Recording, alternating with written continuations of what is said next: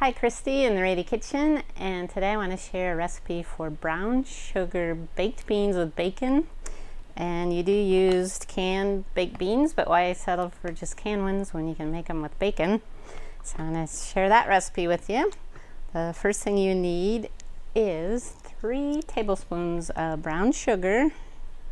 We're going to add the brown sugar to 2 29-ounce cans of good quality baked beans.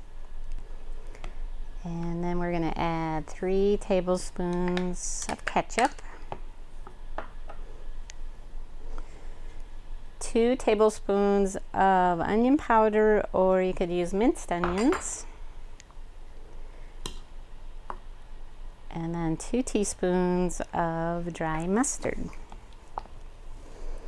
That's it. That's how easy it is. Now, of course, we have the bacon, so we're going to put that on the top. So first we'll put this in your container that you want to bake it in. So you could put it in a casserole, or if you want to get a cutesy, you could put in a little container like this, as long as it's oven safe.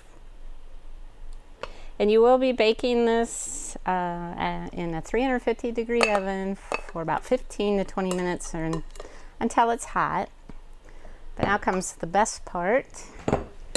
I have 4 strips of bacon here, and with this food chopper it's really easy to crumble that up.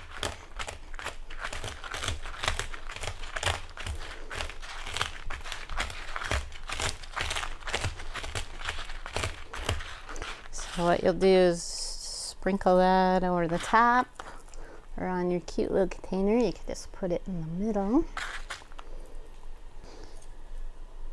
Alright, so we're going to cover these and put them in the oven for about 15 to 20 minutes at 350 degrees.